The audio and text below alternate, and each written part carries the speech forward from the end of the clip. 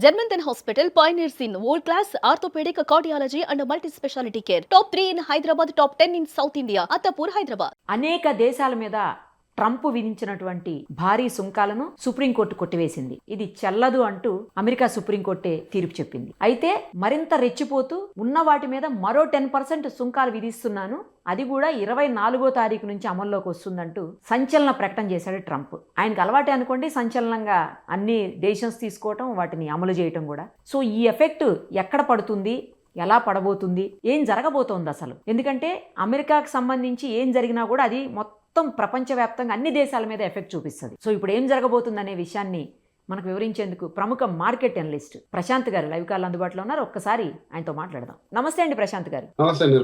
ఏంటండి ఏం జరుగుతోంది? ట్రంప్ గారు తీసుకునేటువంటి ఈ అనాలోచిత నిర్ణయాలతోటి మార్కెట్లు మొత్తం కుదేలయ్యేటువంటి పరిస్థితి.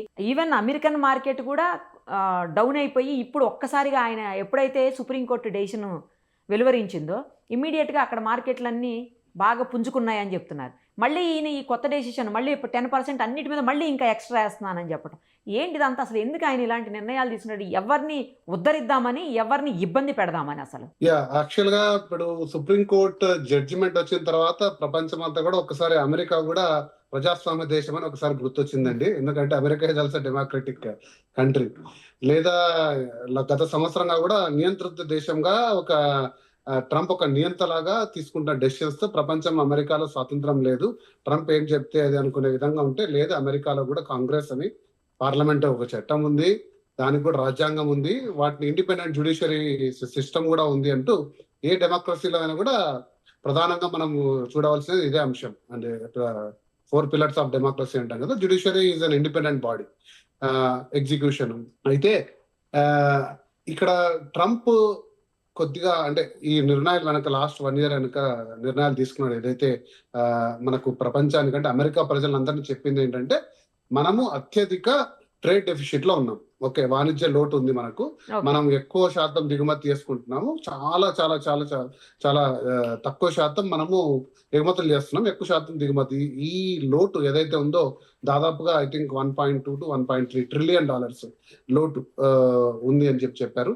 ప్రధానంగా మనము వాటిని తగ్గించాలి, మన దేశంలోకి వస్తున్న అన్ని వస్తువులపై సుంకం విధించి వాటిని ఇంపోర్ట్స్ తగ్గించుకొని మనం ఇక్కడ ఫ్యాక్టరీలు కడదాము, ఇండస్ట్రీలు కడదాము, అందులో జాబ్ మార్కెట్ క్రియేట్ చేసుకొని అమెరికాని ఒక సంపన్న దేశంగా, మళ్ళీ సంపన్న దేశంగా అంటే ఎకనామిక్ యాక్టివిటీ ప్రకారం అమెరికా చాలా అప్పుల్లో ఉంది. సో ఈ ట్రేడ్ డెఫిషిట్ కి తప్పించి తీసుకెళ్దామని ఒక ప్రతిపాదన అమెరికా ప్రజల ముందు పెట్టాడు.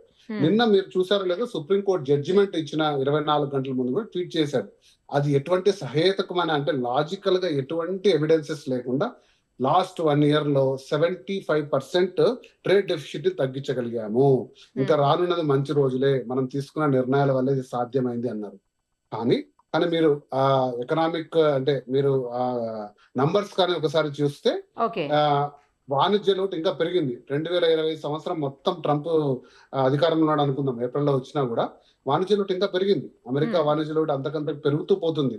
ఇంకా దిగుమతి చేసుకున్న వస్తువులు పెరుగుతున్నాయి. అంటే మీరు జస్ట్ ఇండియా చూస్తే ఓన్లీ ఇండియా 27% ఎక్స్పోర్ట్స్ చేసింది ఎక్స్ట్రా ఇయర్. ఓకే, సో రకరకాలుగా దేశాల నుంచి కూడా ఇంపోర్ట్స్ పెరుగుతూనే పోయాయి. ఒక చైనా ఒకటి అంటే ఫస్ట్ లో దాదాపు 50%, 100% టారిఫ్ వేయడం వల్ల 2025 లో చైనా ఒక 25% దిగుమతులు తగ్గింది. అంటే ప్రధానంగా మీరు ఈ నంబర్స్ అన్ని కూడా వెళ్ళి చూసుకుంటే ఏదైతే అమెరికా ప్రధానంగా టారిఫ్లకు ట్రేడ్ డెఫిషిట్ అని చెప్పాడో అది అబద్ధం అని చెప్పేసి ప్రపంచం మొత్తం కూడా చూసింది.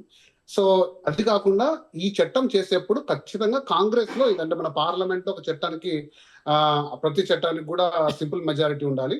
కాన్స్టిట్యూషన్ లో మేజర్ అమెండ్మెంట్స్ చేసేప్పుడు 2/3 మెజారిటీ ఉండాలి. ఇప్పుడు ఫర్ ఎగ్జాంపుల్ జంబో ఎలక్షన్ అన్నారు, దానికి 2/3 మెజారిటీ అవుతుంది, అట్లాంటి చట్టాలు పాస్ కావు.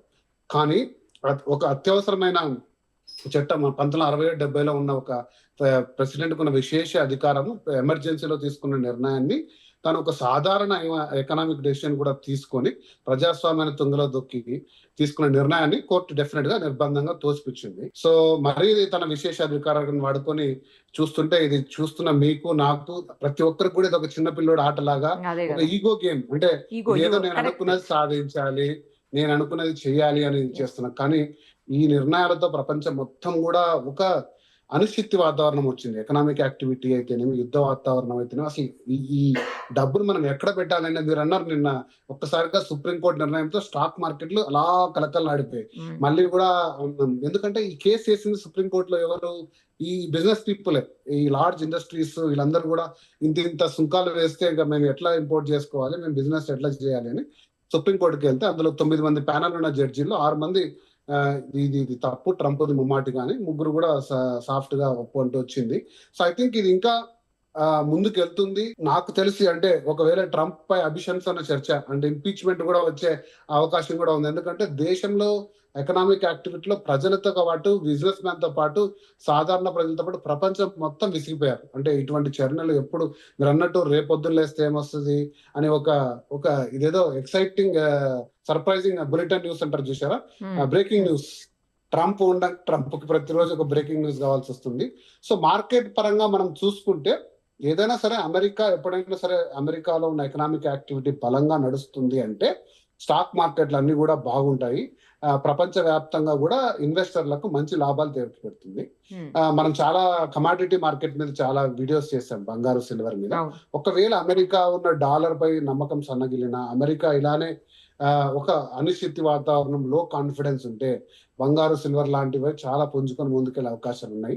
సో అది నేను ఇప్పుడు ఇంత తొందరపడి అనాలిసిస్ చేయలేను. కానీ బట్ మీరు చూస్తున్న ఈ చేస్తున్న వీడియోలో ప్రధానంగా అర్థం చేసుకోవాల్సింది ఏంటంటే ట్రంప్ మొదటి నుంచి తీసుకుంటున్న చర్యలు, వాటికి తను పొందుపరిచిన కారణాలు అవి తప్పు అంటూ ప్రపంచవ్యాప్తంగా చెప్తున్న డేటా, ఇప్పుడు సుప్రీంకోర్టు జడ్జిమెంట్. సో ఇవన్నీ కూడా విశేషంగా చూసుకొని అందరూ కూడా అవగాహన చేసుకొని ప్రపంచంలో ఏం జరుగుతుంది అనే ఒక అవగాహనగా చూస్తే మాత్రం ట్రంప్ పై ప్రతి ఒక్కరు కూడా అసహించుకునే చర్యగానే కనపడుతుంది. అదే మీరు అన్నట్లు ఇది గోల్డ్ లేకపోతే సిల్వర్ మీద ఎఫెక్ట్ పడడానికి ఎంత టైం పడుతుందండి? పడవచ్చు, అసలు పడితే ఎంత టైం పడుతుండొచ్చు? మీరు ఒక రోజులోనే స్టాక్ మార్కెట్లు పుంజుకున్నాయి, ఒక రోజులోనే స్టాక్ మార్కెట్లు మళ్ళీ పడిపోయాయి. అది నిజం. సో దానికి ఎంత టైం పడిందంటే ఒక రోజే. సో ఇవన్నీ స్టాక్ మార్కెట్ కానీ ఈ కమోడిటీ మార్కెట్ కూడా ప్రధానంగా నేను లాస్ట్ వీడియోలో కూడా చెప్పాను. ఈ జనవరిలో కమాడిటీ మార్కెట్ మొత్తం కూడా ట్రేడింగ్ లాగా అయిపోయింది. సో జనరల్ గా కమాడిటీ మార్కెట్ ఒక స్థిరంగా పెట్టుబడితో పోయే మార్కెట్. అంటే ఒక సంవత్సరం ఈల్డ్ ఉండే ప్రోడక్ట్. జనవరి 1 నుంచి మీరు ఫిబ్రవరి ఎండ్ వరకు చూడండి ఎంత ఫ్లక్చుయేషన్స్. సిల్వర్ 4,20,000 కూడా ఒకటి, తర్వాత 2,40,000 పడండి ఏంటి, అలాగే గోల్డ్ కూడా. సో ఇంత ఫ్లక్చుయేషన్స్ వస్తున్నాయి అంటే కమాడిటీ మార్కెట్ కూడా బికాస్ ఆఫ్ దిస్ ఇన్వెస్టర్స్. కాబట్టి ఈ టైం అంటూ మనం చెప్పలేం. కానీ బట్ నాకున్న అంచనా ప్రకారంగా, అంటే మార్కెట్ లో ప్రముఖుల అంచనా ప్రకారంగా బంగారు, సిల్వర్ లాంటివి రెండు కూడా లాంగ్ రన్ లో డెఫినెట్ గా మంచి రిటర్న్స్ ఇస్తాయనేది ఒక నమ్మకం. రైట్ అండి, థ్యాంక్ యూ. చూద్దాం ఏం చేస్తాడో ఈయన మళ్ళీ. Thank you so much.